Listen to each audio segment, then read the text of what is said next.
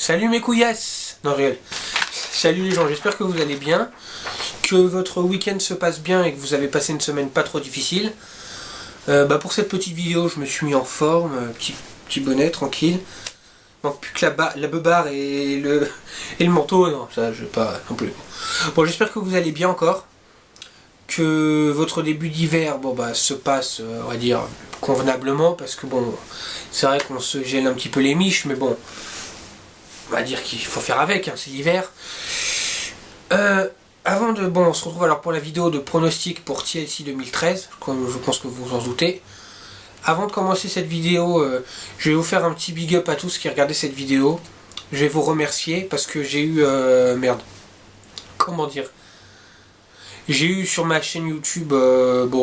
c'est vrai que je suis pas non plus une superstar machin truc. J'ai que 30 abonnés sur ma chaîne. Mais j'ai reçu mon nombre d'abonnés, j'ai bien pris 5-6 abonnés ces derniers temps. Et je voulais vous remercier, vous qui vous êtes abonnés, ceux qui regardent ma chaîne, je vous remercie, je vous fais un gros big up. Et je vais aussi parler de mes camarades qui font aussi des vidéos de catch et avec laquelle on s'est réunis pour faire une page Facebook, donc une page de communauté, donc la page French Community of Wrestling, FCOW.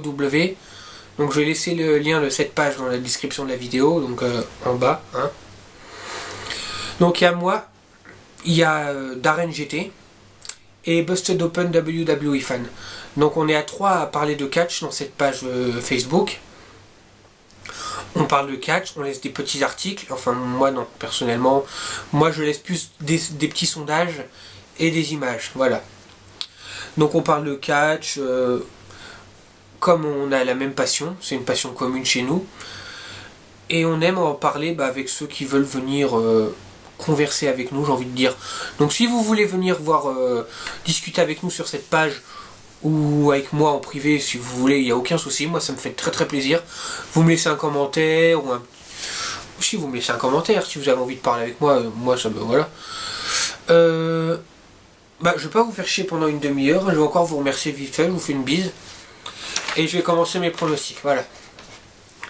Donc alors TLC 2013, hein. Alors kick-off, le pré-show, donc c'est Fandango contre Dolph Ziggler. Je sais pas trop quoi penser de ce match. C'est deux catcheurs qui sont un petit peu, on va dire, au fond du trou. Sans les critiquer aucunement, hein. Mais leur position, c'est un peu au fond du trou, c'est-à-dire que ils sont nullement mis en avant. C'est clair que leur situation elle est assez pourrie. Donc, moi personnellement, je verrais bien gagner Dolph Ziggler. Tout simplement parce que il mérite plus cette victoire pour moi que Fandango. Après, comme je dis toujours, c'est vrai qu'il y a une différence entre ce que je veux et ce que je pense. Mais Dolph Ziggler est quand même plus plus valeureux que Fandango, qui Fandango tourne vraiment en rond. C'est vrai que Dolph Ziggler est clairement en dépouche et qu'il a il est dans la merde, hein, j'ai envie de dire, au niveau situation. Mais pour moi, c'est plus crédible que ce soit Dolph Ziggler qui gagne plutôt que Fandango. Voilà. Donc victoire Dolph Ziggler, je pense. Le match en lui-même, ce sera un match de pré-show, c'est-à-dire un petit match sympathique, mais sans grande prétention, on va dire. Voilà. Donc ensuite, on passe au match pour les titres par équipe. Donc les Road Bros, donc Cody Rhodes et Goldust, contre Rey Mysterio et le Big Show, contre les RLs américains Jack Swagger et Antonio Cesaro, accompagnés de mon pote José Bové, et Ryback et Curtis Axel. Voilà. Donc ce sera un Fatal 4-Way pour le WWE Tag Team Championship. Voilà.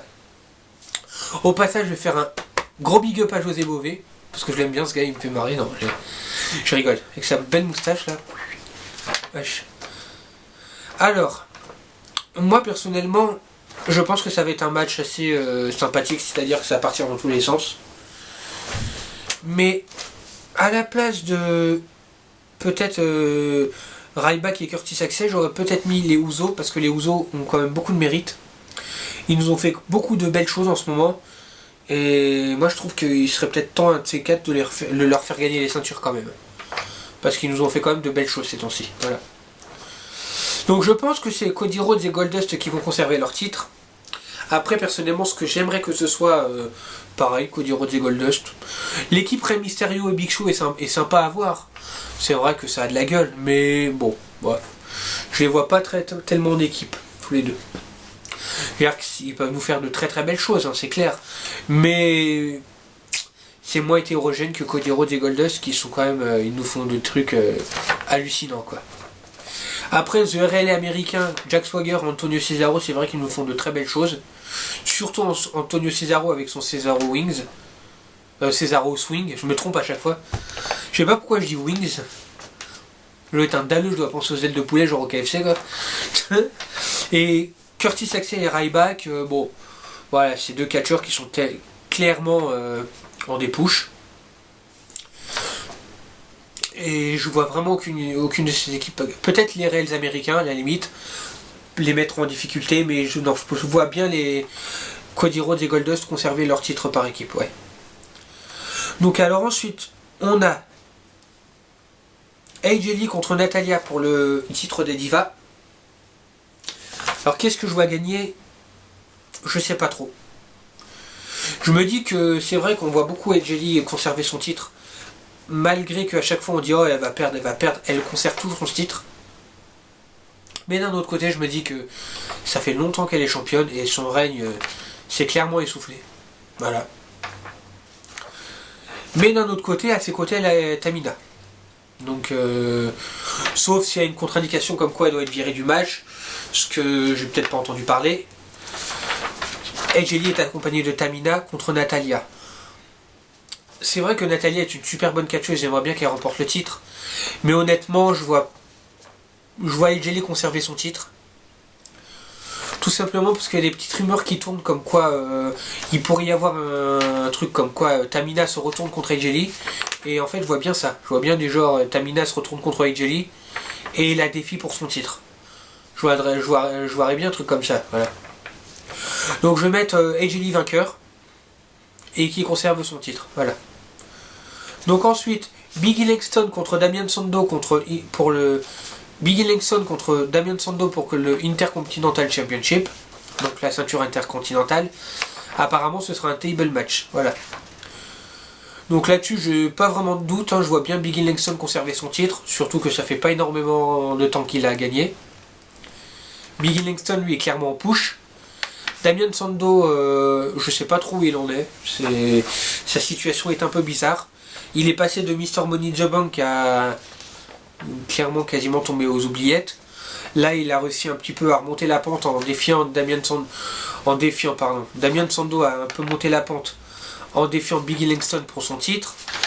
Mais je sais pas. Moi, je pense qu'il aurait dû avoir quand même un autre match Ah, désolé, j'ai un peu mal au dos. Il aurait dû quand même avoir un autre match pour le titre poids lourd, vu ce qui s'est passé avec le truc du Money in the Bank. Et là, en fait, ils l'ont carrément dégagé comme une merde et ils l'ont relégué au titre intercontinental. Donc le titre intercontinental, je dis pas que c'est nul, hein, c'est un bon titre, mais je sais pas. Je sais pas ce qu'ils foutent avec Damien Sandow, c'est vraiment bizarre. Mais je vois Biggie Langston en fait conserver son titre. Voilà. Je vois pas Damien Sandow gagner le titre intercontinental. Surtout que ça fait pas assez longtemps que Biggie Langston là. Et lui il est clairement en push. Donc je ne le vois pas perdre. Donc je vois bien Biggie Langston conserver son titre. Donc ensuite on a Daniel Bryan contre la Wyatt Family dans un 1 vs 3 handicap match. Ces matchs là, les deux prochains matchs que je vais vous parler, je trouve un peu bizarre à pronostiquer parce que il y a du pour et du contre des deux côtés. C'est-à-dire que tu te dis, Daniel Bryan, il est tout seul contre la Wyatt Family, ça paraît invraisemblable qu'il gagne, il va se prendre une branlée. Mais d'un autre côté, je sais pas. C'est trop facile. Ce que je veux dire, c'est qu'il nous faut quand même un petit peu de surprise. Et ça paraît tellement flagrant de dire qu'il va perdre, à mon avis, il va se passer quelque chose. Voilà. Sinon, ce serait trop facile, ce serait limite prévisible, quoi. Ce serait un peu bidon, quoi. On va te mettre dans un match contre 3, c'est très bien qu'il va perdre, quoi. Il est fort, Daniel Bryan, mais bon, il y a quand même des limites, quoi. C'est pas... Voilà. Je sais pas trop quoi penser. Un contre-3 handicap match. Après, est-ce que c'est un match par équipe normale ou un tornado? C'est vrai que ça peut changer la donne. Un match normal, il peut peut-être avoir de l'avantage à la fin, Daniel Bryan. Surtout ce qu'il sait déjà, il a déjà réussi à se débrouiller contre The Shield. Donc je sais pas trop comment pronostiquer ça. À mon avis, je pense que la Wyatt Family à la fin va gagner. C'est-à-dire que Daniel Bryan sera KO et eux vainqueurs. Mais pas forcément avec une victoire clean. C'est-à-dire qu'il pourrait y avoir une disqualification ou autre. Il y a des petites rumeurs comme quoi il pourrait y avoir un 4e membre de la Wyatt Family qui ferait son apparition. Donc ce sera peut-être à ce moment-là qu'il va apparaître pour désavantager Daniel Bryan et le faire perdre. Donc je pense qu'il va y avoir une victoire, mais ouais, bitée, comme j'ai envie de dire. Pas clean, quoi. Donc je mets la Wyatt Family vainqueur, mais louche, quoi. Voilà. Encore une fois, si vous n'êtes pas d'accord avec ce que je dis, ou si je dis une erreur ou une connerie, ou si vous avez un point de vue différent du mien, ce que je comprends parfaitement, c'est normal, on va pas avoir tous le même point de vue, c'est impossible. Vous pouvez me laisser un petit commentaire en me disant voilà, je suis pas d'accord avec ce que tu as dit, je pense que ce sera ça. Ou alors tu as dit une connerie. Ou alors tu parles comme une merde. Non, sérieux. Voilà, si vous avez une divergence d'opinion avec moi, il n'y a aucun souci du moment que vous restez courtois. Hein. Moi, je veux bien venir en parler avec vous, au contraire, ça me fera plaisir. Hein. Voilà. Donc ensuite, deuxième match, CM Punk contre The Shield. Pareil, dans un 1vs3 handicap match. J'ai envie de dire kiff quoi. Tu te dis d'un côté que il est tout seul contre 3, il peut pas gagner. Mais d'un autre côté, pareil, c'est trop facile quoi. En plus, ce match-là est peut-être un petit peu plus, on va dire, un petit peu plus complexe. Parce qu'il y a des rumeurs comme quoi The Shield va pas tarder à se séparer. Est-ce que éventuellement CM Punk pourrait gagner grâce à une embrouille, on va dire, interne entre les trois? C'est-à-dire qu'ils auraient éventuellement une erreur de communication et ce qui permettrait à CM Punk de gagner en reprenant l'avantage. Ce serait une hypothèse qui est envisageable, j'ai envie de dire. Si The Shield était à leur début, quand ils étaient hyper unis, normal, là, il n'y a pas de souci. Je me dis, voilà, The Shield, il va défoncer CM Punk. Le pauvre n'a aucune chance.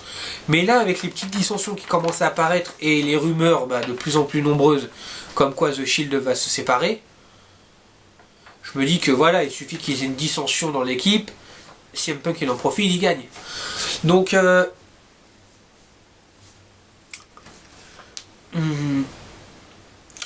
ouais, j'ai envie d'être fou, je vais dire CM Punk, voilà, je vais prendre un risque, je vais dire victoire de CM Punk, voilà. Peut-être même par disqualification, mais victoire de CM Punk, ouais. Donc ensuite on a, qu'est-ce qu'il nous reste? Ah il nous reste le main event. Hein. Avant le main event, j'ai envie de parler, apparemment il y aurait peut-être un match, je suis pas sûr, hein, si je me trompe, me prenez pas mal. Il y aurait peut-être un match Miz Kofi Kingston qui serait ajouté. Je n'ai pas trop pensé à ce match-là. C'est vrai qu'on en a bouffé du Kofi Kingston Miz, ces temps-ci on en a bouffé jusque-là. Et ce match-là, s'il aurait lieu, je verrais bien Kofi Kingston gagner. Pourquoi? Parce que depuis que le Miz a fait son heel turn et qu'il y a déjà eu au moins 1 ou 2 matchs contre Kofi Kingston, c'est toujours le Miz qui a gagné. Donc je pense qu'à un moment donné, il faut un petit peu changer la donne. Et si ce match a lieu, je dirais Kofi Kingston, voilà. Donc ouais, voilà. Alors on va passer au main event. Donc John Cena contre Randy Orton. Match TLC pour le WWE titre et le World Heavyweight Championship. Les deux titres seront mis en l'air avec un crochet, donc c'est un match de l'échelle. TLC, mais bon, c'est quand même un match où il faut grimper sur une échelle. Donc ce match il va être hyper complexe à, on va dire, à pronostiquer parce que franchement il y a tellement d'inconnus là-dedans que... Alors premier inconnu, j'ai envie de dire, va-t-il y avoir une unification des titres ou chacun va repartir avec une ceinture? Ça c'est une grosse inconnue. Deuxième inconnu, quelle sera la position de Triple H là-dedans? Parce qu'il y a quand même eu des dissensions avec Randy Orton, même si après soi-disant ça s'est calmé. Il pourrait y avoir quelque chose. Surtout que Triple H n'a pas l'air d'être foncièrement contre John Cena. Qu'est-ce que ça va donner? Encore une autre inconnue, il y a eu des nouvelles de Triple H qui a parlé de ce match et qui a dit qu'il y aurait un champion qui serait couronné. Mais il a dit un truc qui est assez énigmatique, c'est-à-dire qu'on pourrait le prendre comme ça, mais moi personnellement, je le prends comme, surtout que c'est Triple H, hein, c'est quand même l'assassin cérébral, je veux dire que quand il a envie d'embrouiller les gens, il y arrive très bien. Donc il a dit que il y aurait John Cena contre Randy Orton pour le titre, et qu'il pourrait y avoir un des deux qui reparte avec la ceinture. Il n'a pas dit qu'il y aura un des deux, il a dit pourrait y avoir un des deux. C'est-à-dire qu'il laisse planer la possibilité d'une autre option. Et ça, c'est pas à prendre à la légère, je pense. Donc il y a une petite rumeur comme quoi, il y a une petite rumeur qui court comme quoi ce serait Triple H lui-même qui irait décrocher le titre.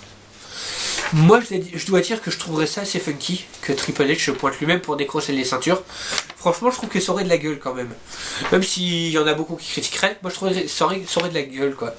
Parce que les John Cena et les Randy Orton qui se la pètent tous les deux, ouais, c'est moi le visage de la fédération, ils se prendraient un grand what the fuck dans la gueule.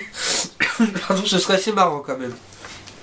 Donc, moi ce que j'aimerais bien, ouais, j'avoue que juste pour le délire, ce serait de voir Triple H se pointer et reprendre les deux ceintures et leur mettre un grand fuck dans la gueule, j'ai envie de dire. Après, qu'est-ce que je pense, franchement, je sais pas. C'est assez compliqué à dire. Je vois bien... je sais pas. Mais c'est un truc qui me paraît quand même un petit peu étrange. C'est que une unification des titres, c'est quelque chose de hyper important. Et que ça se fasse dans un petit pay-per-view mineur comme ça me paraît un peu chelou. Donc il y a aussi une option qui repartent tous les deux avec un titre. Avec le même ou avec un titre différent, c'est-à-dire que il pourrait y avoir John Cena qui reprend le titre WWE et Randy Orton qui reprend le titre poids lourd, échangé, et éventuellement continuer la rivalité jusqu'au Royal Rumble ou peut-être même à WrestleMania, je sais pas, pour une unification des titres. C'est une option, hein, je fais qu'en dire une parmi tant d'autres, mais Triple H a bien fait comprendre dans les trucs qu'on repartirait avec un champion. Voilà. Donc je pense qu'il va quand même y avoir une unification des titres. Et là, franchement, je sais pas, je peux pas vous dire. C'est la première fois depuis que je fais des vidéos que j'arrive pas à exprimer un vainqueur. Là, je peux pas. Je suis désolé, voilà. Pour moi, il y a tellement de risques de what the fuck dans ce match que je sais pas. Voilà, je suis désolé. Bon, je pense que ça va quand même être un bon pay-per-view, surtout ce match-là, le Cena Orton. J'ai hâte de voir ça parce que je pense qu'il va y avoir des trucs très bien. Voilà. Donc je vais finir la vidéo là-dessus. J'espère que cette petite vidéo vous a plu. J'espère que ça vous a pas fait trop chier de me regarder et vous raconter ma vie. Encore une fois, je vous fais un gros big up, je vous embrasse, je vous fais une bise, tout ce que vous voulez. Voilà. Si vous avez aimé cette vidéo, vous pouvez laisser un commentaire ou un j'aime. Pardon. Ou vous abonner à ma chaîne, moi ça me fera très très plaisir. C'est gratuit, après tout, voilà. À côté de ça, je propose également des vidéos de gaming. Donc vidéo gaming de Mega Man X sur Super NES et de Zelda Link to the Past sur Super NES aussi. Également quelques vidéos WWE 13. Il faudra que j'en remette d'ailleurs. Des vidéos petits défis que j'ai fait il n'y a pas longtemps, que j'ai posté. Des vidéos délire Cassos avec Josette. Et voilà. Donc je vais vous laisser là-dessus. Je vais vous souhaiter encore une bonne journée, une bonne soirée. Ça dépend quand vous regardez cette vidéo. Pour ma vidéo résumée, parce qu'en fait j'ai pas tellement de temps, surtout lundi, je suis en formation et tout normal. Donc je pense que je regarderai le pay-per-view en rentrant. Donc je pense que la vidéo résumée ce sera soit mardi soit mercredi. Donc voilà, je vais vous faire attendre un peu. Désolé. En attendant, vous aurez la vidéo de mes confrères, hein, que je mets la chaîne en description. Vous pourrez aller voir leurs vidéos, qui sont très bien aussi. Donc je vais vous souhaiter une bonne journée encore. Je vais vous laisser, je vais vous dire à bientôt. Je vais vous souhaiter aussi un bon pay-per-view. Voilà. Et ben voilà. Ciao.